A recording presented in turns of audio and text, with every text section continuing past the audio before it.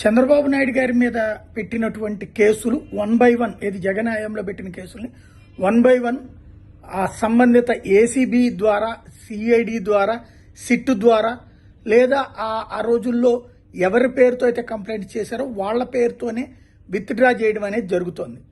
అందులో భాగంగా అప్పట్లో అసైన్డ్ భూములు, అమరావతి ప్రాంతంలోని అసైన్డ్ భూములకి సంబంధించి నిబంధనలకు విరుద్ధంగా చేశారంటూ ఆళ్ల రామకృష్ణారెడ్డి వైఎస్ఆర్ కాంగ్రెస్ పార్టీకి సంబంధించిన ఎమ్మెల్యే ఇచ్చినటువంటి కంప్లైంట్ ఆధారంగా కేసు పెట్టడం, దాంట్లో విచారణలో చంద్రబాబుని 1 ఆఫ్ ద అక్యూజ్డ్గా చేర్చడం, నారాయణని 2వ అక్యూజ్డ్గా చేర్చడం, దానికి సంబంధించింది కూడా అరెస్ట్ చేస్తామని ప్రకటించడం జరిగింది. చివరిలో చంద్రబాబు గారికి బెయిల్ వచ్చినప్పుడు అన్నిటికీ ఇక అరెస్ట్ చేయడం కుదరదనేటువంటి ఉద్దేశంతో ఆగిపోయినటువంటి పరిస్థితి చూసాం.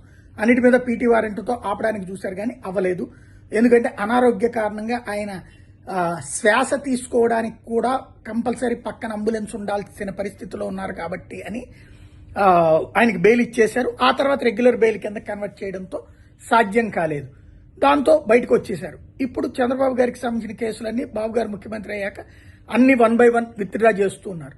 అయితే ఇప్పుడు తాజాగా ఏదైతే మంగళగిరి ఆళ్ల రామకృష్ణారెడ్డి పెట్టినటువంటి కేసుకు సంబంధించినటువంటి ఉందో, ఈ అసైన్డ్ భూములకు సంబంధించింది, దాని మీద అతనికే నోటీస్ ఇచ్చారు. ఇప్పుడు నువ్వు ఇట్లా పెట్టిన కేసు ఫేక్ అని తేలింది, మేము క్లోజ్ చేస్తున్నామని చెప్పి ఇప్పుడు అతను హైకోర్టులో పిటిషన్, అతని తరపున జడశ్రవణ్ కుమార్ పిటిషన్ వేశారు.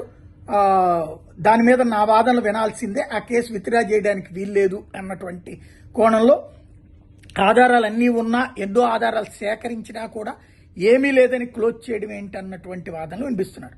బట్ అవుతుందా లేదా, ఇక్కడ క్యాన్సిల్ అయితే సుప్రీంకోర్టు దాకా వెళ్తారా లేదా? ఇదివరకైతే ఆళ్ల రామకృష్ణారెడ్డి పోరాడేవాడు కానీ ఇప్పుడు అంత ఓపిక లేదు, తిరగలేదు. ఎందుకంటే కిందసారి మంత్రి పదవి వస్తుంటే అది రాలేదు, తర్వాత టికెట్ కూడా పక్కన పెట్టారు, దాని మీద విరక్తితో ఉన్నారు. బట్ ఆయన పేరుతో అయితే ప్రస్తుతానికి వైసీపీ పిటిషన్ అయితే వేసింది. ఏం జరుగుతుందో చూడాలి.